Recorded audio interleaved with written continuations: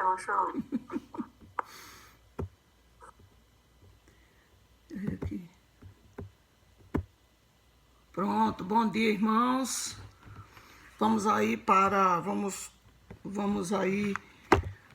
o último parágrafo da página 220 nesse livro aqui, Ciência do Bom Viver. O capítulo é Em Contato com os Outros. O último parágrafo da página 220 diz: considerai-vos como missionários, antes de tudo, entre os vossos companheiros de trabalho. Requer-se, por vezes, muito tempo e canseiras para ganhar alguma alma para Cristo. E quando uma alma se afasta do pecado para a justiça, há alegria na presença dos anjos. Pensais que os espíritos angélicos que vigiam sobre estas almas estão satisfeitos ao ver com que indiferença elas são tratadas por alguns que pretendem ser cristãos?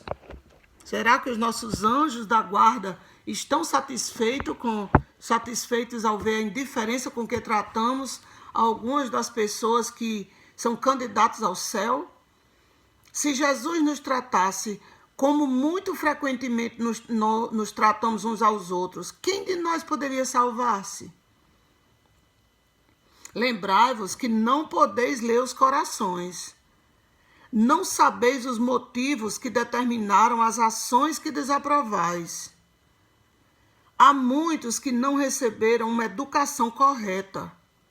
Seu caráter está deformado, duro e nodoso, e parece torto em todos os sentidos. Mas a graça de Cristo pode transformá-lo. Amém? Nunca os ponhais de lado, nunca lhes tireis a coragem ou a esperança, dizendo: você desiludiu-me e não me esforçarei por ajudá-lo. Algumas palavras ditas precipitadamente sob o efeito de uma provocação, exatamente o que pensamos que eles merecem, podem partir as cordas da influência que teriam ligado seu coração ao nosso. A vida coerente, a paciência, a calma de espírito em face da provocação constitui sempre o argumento mais decisivo e o apelo mais solene. Se tivestes oportunidades e vantagens que não couberam em sorte aos outros, reconhecei esse privilégio e sede sempre um mestre sábio, solícito e amável. A fim de obter na cera a impressão nítida e forte de um selo, não lhe aplicais de uma maneira precipitada e violenta. Colocais cuidadosamente o selo na cera mole, e lenta e firmemente fazeis sobre ele pressão, até que a cera tenha endurecido na forma desejada. A gente vê nos filmes quando os reis iam selar uma carta, um documento, eles pressionavam o anel assim, bem com calma, não era de uma vez, era com jeito, com calma, que eles pressionavam o anel sobre aquela cera mole. Tratai da mesma forma com as almas humanas. A continuidade da influência cristã é o segredo de seu poder, e este depende da firmeza com que manifestais o caráter de Cristo. Ajudai os que erraram, contando as vossas experiências. Mostrai-lhes como, quando cometestes graves erros, a paciência, a bondade e auxílio de vossos companheiros de trabalho vos deram coragem e esperança. Aqui está se referindo ao trabalho de Deus, certo? Ao trabalho cristão. Até ao juízo ignorareis a influência de uma conduta bondosa e prudente para com os incoerentes, desarrazoados e indignos. Até o dia do juízo, porque naquele dia todos conhecerão os intuitos do coração de cada um, né? Quando deparamos com a ingratidão e traição daqueles em quem depositamos uma confiança sagrada, somos tentados a mostrar nosso ressentimento e indignação. É isso que o culpado espera e para quem está preparado. Mas a bondosa paciência toma-o de surpresa e muitas vezes desperta seus melhores impulsos e faz-lhes nascer o desejo de uma vida mais nobre. Faltam 2 parágrafos. Eu leio. Pode ler, minha. Irmãos, se algum homem chegar a ser surpreendido em alguma ofensa, vós que sois espirituais, encaminhai o tal com espírito de mansidão, olhando por ti mesmo, para que não sejais também tentado. Levai as cargas uns dos outros e assim cumprireis a lei de Cristo, como está em Gálatas 6, 1 e 2. Todos os que professam ser filhos de Deus devem ter sempre em mente que em suas atividades são missionários colocados em contato com os mais variados tipos de pessoas. Há corteses e rudes, humildes e orgulhosas, religiosas e céticas, confiantes e desconfiadas, liberais e avarentas, puras e corruptas, instruídas e ignorantes, ricas e pobres. Essas diferentes pessoas não podem ser tratadas da mesma maneira. Todas, porém, carecem de bondade e simpatia.